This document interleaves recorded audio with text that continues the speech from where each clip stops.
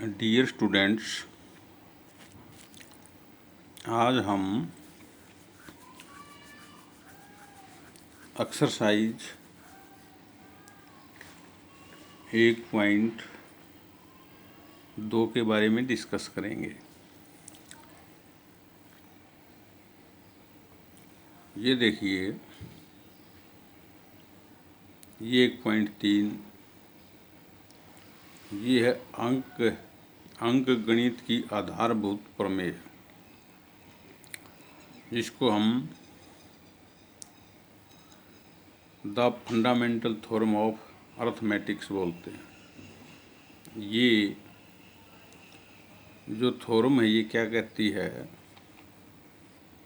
किसी भी भाज्य संख्या को, कोई भी भाज्य संख्या हो, अभाज्य संख्याओं के गुणनफल के रूप में व्यक्त किया जा सकता है।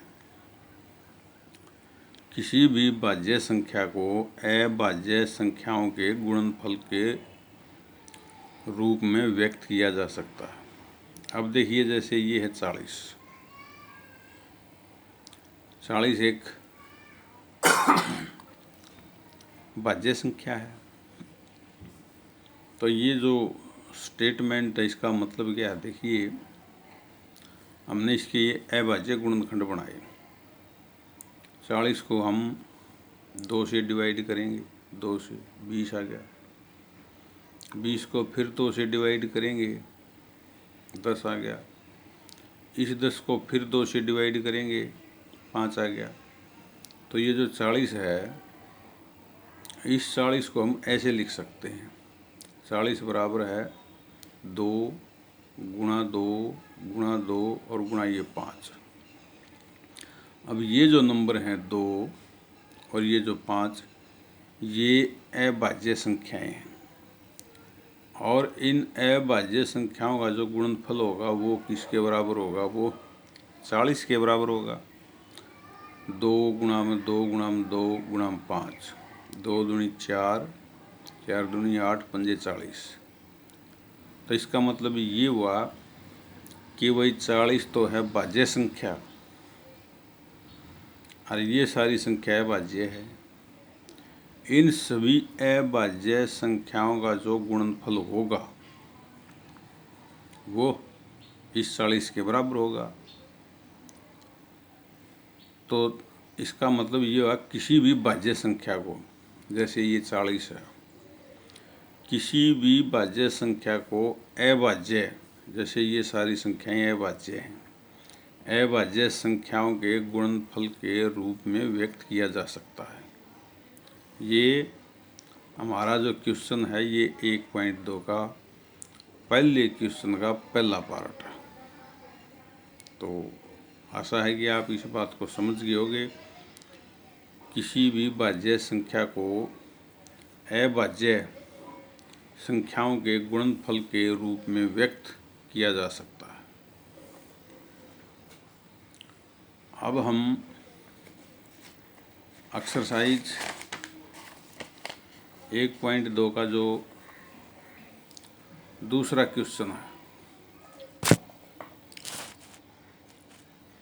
इसको देखते हैं। देखिए, ये है आपका एक्सरसाइज 1.2 और ये क्वेश्चन नंबर 2। और मैथ में देख लीजिए एक बार, निम्नलिखित संख्याओं को अभाज्य गुणनफलों के गुणनफल के रूप में व्यक्त कीजिए। ये 40, ये अगला नंबर 156 है, ये 3825, 5005, और ये 7429। ये 5 इसके पार्ट हैं, जो ये हमारा क्वेश्चन नंबर 1 है। ये एक्सरसाइज 1.2 है। देखिए, ये जो 156 है, इस 156 को हम 2 से डिवाइड करेंगे, 2 सत्ते 14, 1 बचेगा, 2 अट्ठे 16, 78 आ गया। इस 78 को हम फिर 2 से डिवाइड करेंगे, 2 तिये 6, 1 बचेगा, 2 में 18। फिर इस 39 को 3 से, तो ये 13 तिये 39।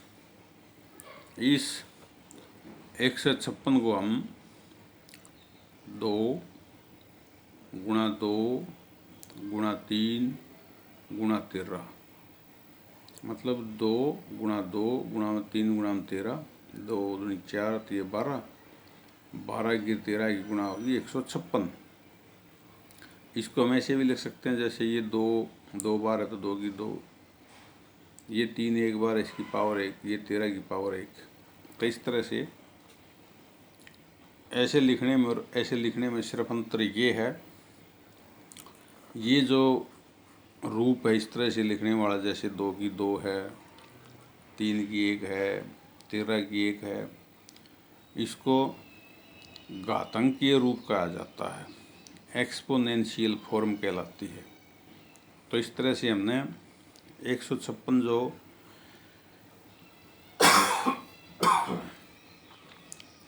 भाज्य संख्या दी, उसको हमने अभाज्य संख्याओं के गुणनफल के रूप में व्यक्त कर दिया है। अब ये देखना, ये आपका एक्सरसाइज 1.2 का पहले का ये तीसरा पार्ट है। ये है 3825। अब देखिए, ये 2 से तो भाग होगा नहीं, क्योंकि इसका जो यूनिट डिजिट है, इकाई का जो अंक है वो 5 है।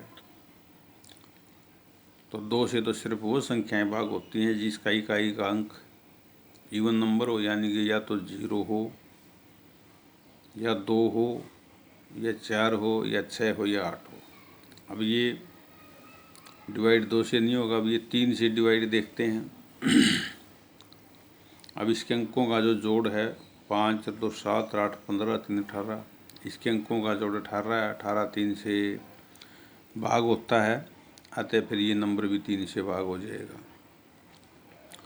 तो जब हम 3825 को 3 से डिवाइड करेंगे इससे, तो ये 3 एकम 3, 3 दूनी 6, 2 बचेगा, 3 सत्ते 21, 1 बचेगा, 3 पंजे 15, ये आ जाएगा। फिर आगे 3 से, फिर इस तरह से इसको 5 से डिवाइड करेंगे। तो इस तरह से हम इसके ये अभाज्य संख्याओं से भाग करके ये अभाज्य गुणनखंड प्राप्त करेंगे। ये होगा 3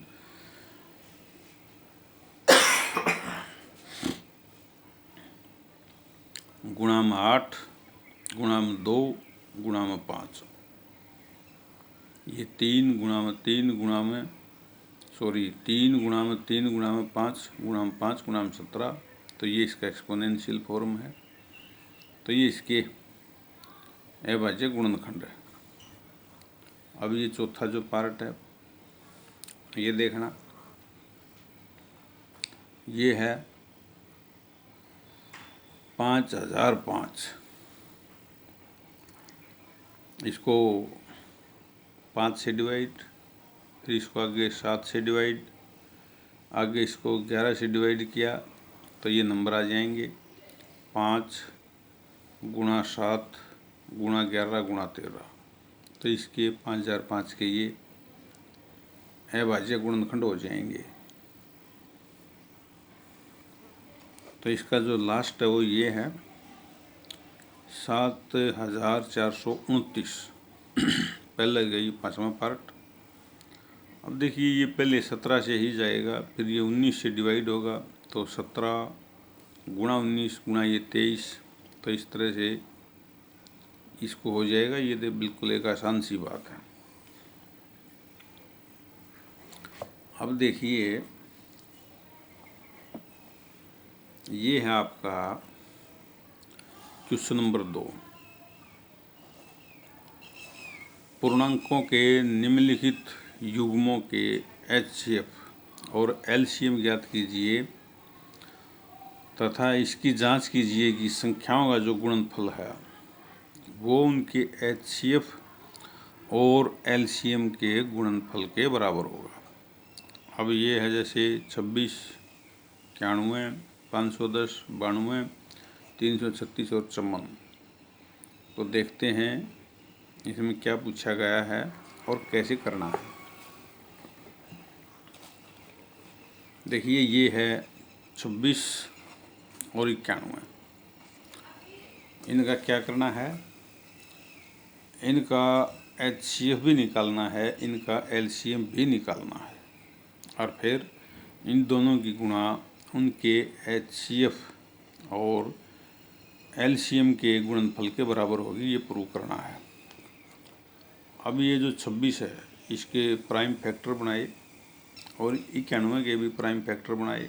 अब जैसे ये 26 2 से भाग होता है तो 13 आ जाएगा, 91 7 से डिवाइड होता है तो 13 आ गया। तो 26 को ऐसे लिखेंगे 2 गुणा 13, और जो 91 है इस 91 को लिखोगे 7 गुणा 13। तो हम HCF के लिए क्या करते हैं, इसके और जो ये है इन दोनों के हम कॉमन फैक्टर निकालते हैं, मतलब जो दोनों में हो। जैसे ये 2 है, 13 है, 7 है, 13 है, तो इन दोनों में जो कॉमन है वो 13 है। 13 यहाँ भी है और ये यहाँ भी है, तो ये कॉमन फैक्टर हो गया 13। और इस 13 की हम न्यूनतम घात लिखेंगे, भाई कहाँ पर है, यहाँ पर भी 13 की 1 है, यहाँ भी 1 है, तो 13 की जो न्यूनतम घात है वो 1 है। तो इसका HCF कितना हो जाएगा 13।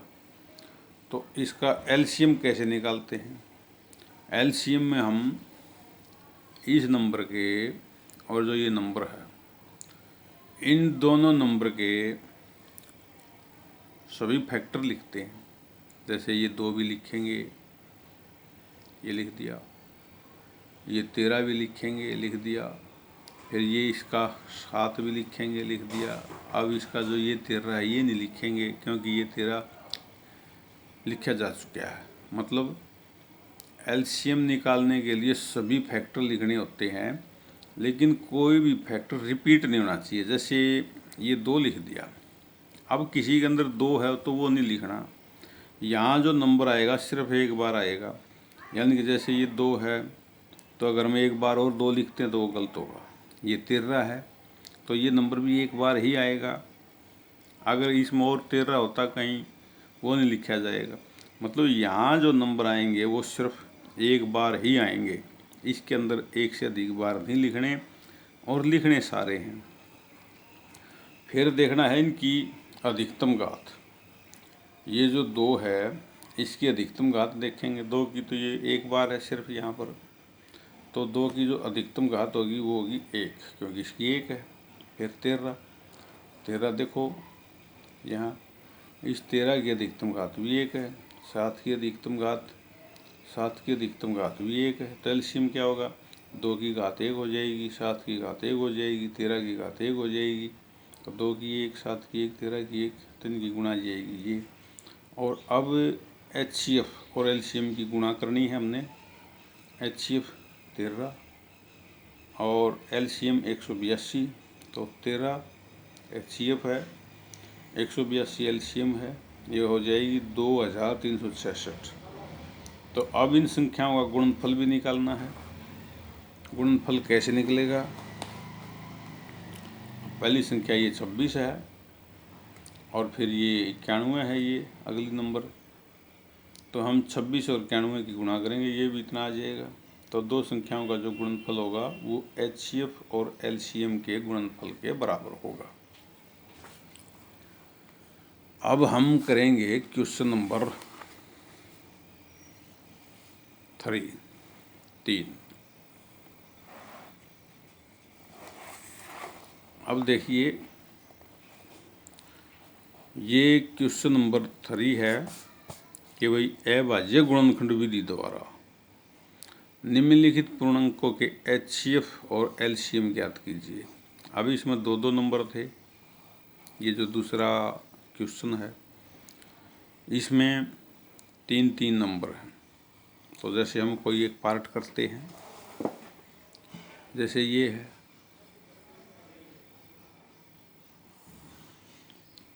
तीसरे का ये पहला ही पार्ट है, ये देखना,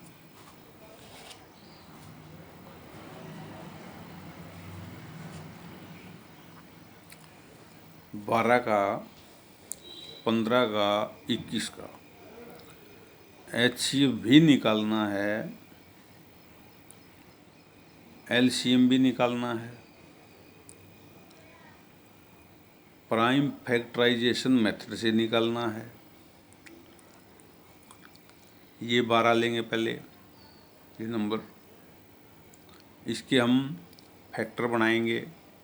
2 से डिवाइड किया, जैसे फिर ये 2 से किया, 3 से किया, तो 12 के ये फैक्टर हो जाएंगे हमारे 2 गुणा 2 गुणा 3, यानी कि 2 की 2, जैसे 2 बार है, 3 की 1। इसी तरह से ये जो 15 है, 3 पंजे 15, 15 के ये फैक्टर 3 की 1, 5 की 1, 21 के ही फैक्टर कर देंगे। आसान बात है ये तो, 3 सत्ते 21, 3 की 1, 7 की हो गई। अब HCF जब निकाला जाता है तो कॉमन फैक्टर लिए जाते हैं सभी संख्याओं के। कॉमन फैक्टर का मतलब जो सभी के अंदर हो। अब जैसे यहाँ 2 है, 3 है, यहाँ देखो 3 है, 5 है, 3 है, 7 है। अब ये 3 यहाँ भी है, यहाँ भी है, यहाँ भी है, तो इनके अंदर से तीनों में से सिर्फ ये 3 कॉमन है, ये ले लिया 3 कॉमन। फिर हमने 3 की न्यूनतम, कम से कम, मिनिमम पावर देखनी है, कम से कम। अब 3 की घात यहाँ भी 1 है, यहाँ भी 1 है, यहाँ भी 1 है, तो इस 3 की जो न्यूनतम घात है वो 1 है। तो फिर HCF क्या होगा, इस 3 की हम घात करेंगे, ये जो भी है। अब इस 3 की जो घात होगी वो होगी 1, तो 3 की 1 3, तो इसका जो HCF आ गया 12 का, 15 का, और इस 21 का जो HCF आएगा वो आएगा 3। अब हम बात करते हैं LCM की। LCM में सभी फैक्टर लिखे जाते हैं और एक नंबर सिर्फ एक बार आएगा। कोई भी नंबर 2 बार नहीं लिखा जा सकता इसके अंदर। यानी कि हम लिखेंगे ये 2, 3, अब इस 3 को नहीं लिखेंगे क्योंकि ये यहाँ पर आ चुका है, फिर ये 5 लिखेंगे, ये 3 भी आ चुका है पहले, फिर ये 7, यानी कि 2, 3, 5, 7 सभी नंबर हो गए। HCF में क्या करना है, कॉमन लिखने जो सभी के अंदर हो। LCM में क्या लिखना है, सारे लिखने हैं, सभी लिखने हैं, फिर उनकी अधिकतम घात देखनी है। अब जैसे ये 2 है, इस 2 की अधिकतम घात देखो 2 है, 2 की अधिकतम घात। फिर ये 3 है, 3 की अधिकतम घात यहाँ देखना सभी में 1 है। फिर 5 की देखेंगे, जैसे ये 1 ही, 7 की देखेंगे, जैसे ये 1 है, तो इसका LCM होगा, ऐसे लिखा जाएगा, ये 2 की घात होगी 2, 3 की घात होगी 1, 5 की घात होगी 1, 7 की घात होगी 1, तो इसका LCM जो होगा वो होगा 2 की 2 गुणा 3 की 1 गुणा 5 की 1 गुणा 7 की 1। तो जब इनकी गुणा करेंगे, 2 की 2 खोल लेंगे पहले, 2 दूनी 4, तो ये 12, 12 पंजे 60, 7 420, तो इसका ये LCM हो जाएगा, HCF 3 होगा। अब हालांकि ये 2 से अधिक नंबर हैं तो HCF गुणा में LCM ये नंबर के प्रोडक्ट के बराबर नहीं होगा, तो वो जो नियम था वो सिर्फ 2 नंबर के लिए ही सत्य था। अब इसके 2 भाग आपके लिए रह गए बाकी। अब ये देखिए क्वेश्चन नंबर 4 है। HCF एक नंबर ये 306 है, एक ये 657 है, ये 9 है। मतलब 9 तो है HCF किसका, 306 657 का। तो 306 657 का फिर निकालना है LCM। देखो हम जानते हैं कि दो जो संख्याओं का गुणनफल होता है उनके HCF और LCM के बराबर होता है। एक नंबर ये है, एक नंबर ये, इन दोनों नंबर का गुणनफल, ये इनका HCF गुणा में LCM होगा। 9 को इधर लेके आइए तो 306 गुणा में 657/9। अब ये 306 है, ये 9 से कटेगा, 9 3 27, 3 बचेगा, 9 चौके 36, 34 की 657 की गुणा कीजिए, ये आ जाएगी आपकी 22,338। तो इन जो नंबर है, इन नंबर का LCM ये आ जाएगा आपका 22,388। अब ये देखिए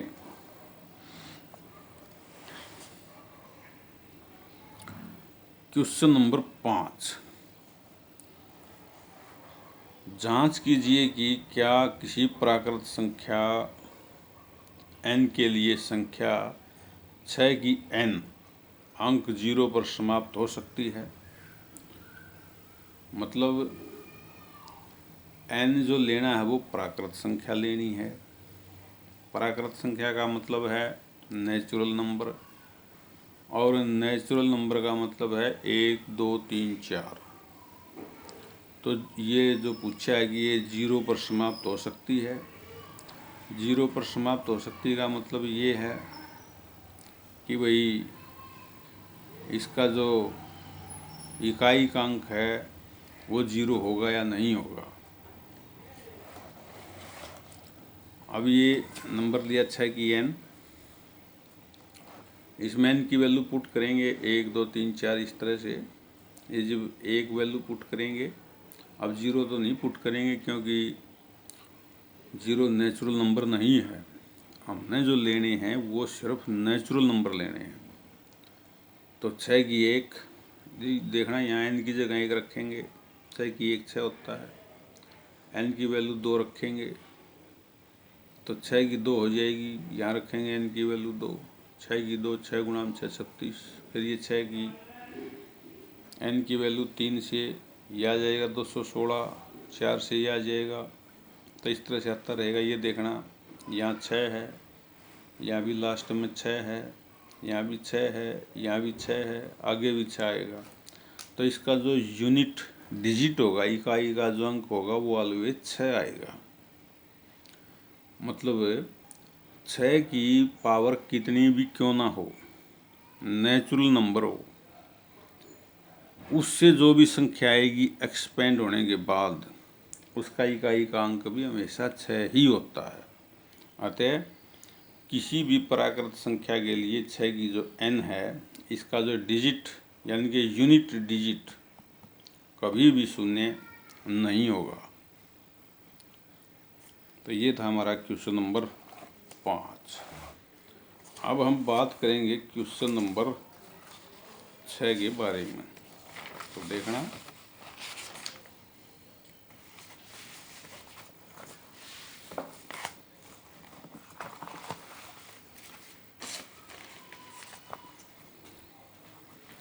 ये है आपका क्वेश्चन नंबर 6। व्याख्या कीजिए कि 7 गुणा 11 गुणा 13 प्लस 13 और 7 गुणा में 6 गुणा में 5 गुणा में 4 गुणा में 3 गुणा में 2 गुणा में 1 प्लस में 5, ये भी यहाँ तक एक भाज्य नंबर है और ये भी एक भाज्य नंबर है।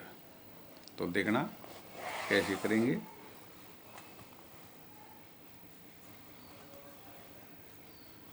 ये है 7 गुणा 11 गुणा 13 प्लस 13।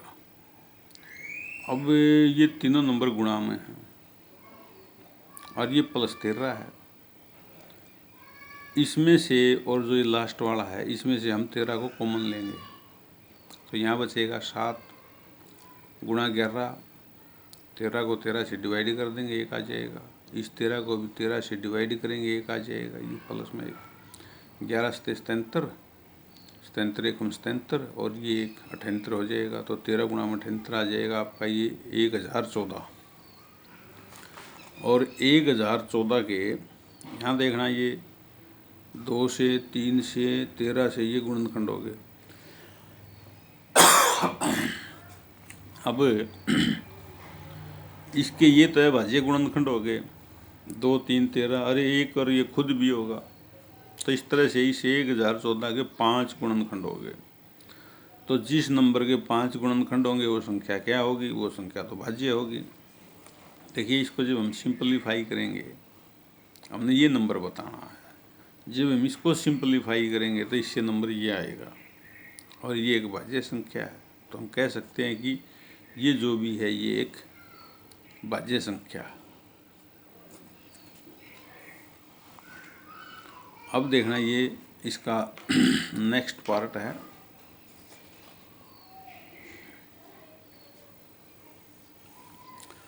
सात गुणा में 6 गुणा में 5 गुणा में 4 गुणा में 3 गुणा में 2 गुणा में 1 प्लस 5। अब इस नंबर से, और ये एक ही नंबर माना जाएगा, जितने भी नंबर गुणा में होते हैं उनको एक नंबर मानते हैं, क्योंकि इनसे जो नंबर आएगा वो सिर्फ एक ही आएगा। 5 कॉमन तो 7 बचेगा, 6 बचेगा, 5 बार आ गया, 4 बचेगा, 3 2 और 1। तो ये 6 सत्ते 42, 42 गुणा में 4 गुणा में 3 गुणा में 2 करेंगे तो ये 1008 आएगा और ये प्लस में 1 1009। 5 से गुणा होगी 5045, 5 से डिवाइड करा तो इसके ये तो है भाज्य गुणनखंड हो गए, 5 और ये 109।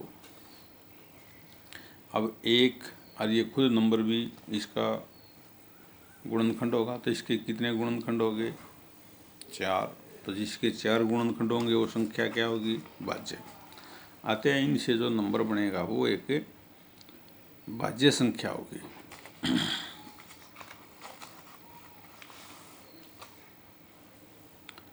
अब ये क्वेश्चन नंबर 7 है।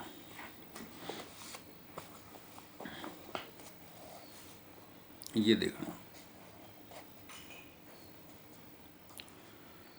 किसी खेल के मैदान के चारों ओर एक वृत्ताकार पथ है। इस मैदान का एक चक्कर लगाने में सोनिया को 18 मिनट लगते हैं, जबकि इसी मैदान का एक चक्कर लगाने में रवि को 12 मिनट लगते हैं। मान लीजिए वे दोनों एक ही स्थान और एक ही समय पर चलना प्रारंभ करके एक ही दिशा में चलते हुए कितने समय बाद वे पुनः प्रारंभिक स्थान पर मिलेंगे। तो जैसे इतनी घंटियाँ इतने इतने अंतराल पर बजती हैं, इतने बजे वो बजी, फिर कितने बजे बजेंगी, इस तरह से ये चक्कर लगाने वाली बातें हों। बाद में ये पूछा गया हो भाई वो कितने समय के बाद मिलेंगे। तो ऐसे क्वेश्चनों का एलसीएम ज्ञात किया जाता है। ये देखना, ये आपका 18 है, time taken by Sonia, 18 minute लगती हैं सोनिया को, तो रवि को 12 मिनट लगती हैं। तो ये हमने इनके 18 के 12 के फैक्टर बनाए, 18 के ये हो जाएंगे, 12 के आपके फैक्टर ये हो जाएंगे। तो 2 की 1, 3 की 2 और ये फैक्टर बन जाएंगे इसके। हम चाहे तो इस तरह से कर सकते हैं या इस तरह से भी कर सकते हैं। जैसे 18 और 12 के सभी गुणनखंड 2 और 3, तो इनकी फिर हम अधिकतम घात देखेंगे। जैसे 2 की कितनी है, यहाँ पर ये 2 है, 3 की कितनी है, 2 है, तो इसका एलसीएम हो जाएगा इस 2 की घात 2 और 3 की घात 2, 36, यानी कि वो 36 मिनट के बाद मिलेंगे। तो ये सभी नहीं होगा, ये होगा कॉमन गुणनखंड। ये एचसीएफ की विधि है, ये एचसीएफ निकाल देंगे जैसे 6, तो इस तरह से फिर ये एलसीएम हो जाएगा 36 मिनट। आशा है कि आप इस बात को समझ गए होंगे और नेक्स्ट वीडियो में हम एक्सरसाइज 1.3 के बारे में जानकारी लेंगे। धन्यवाद।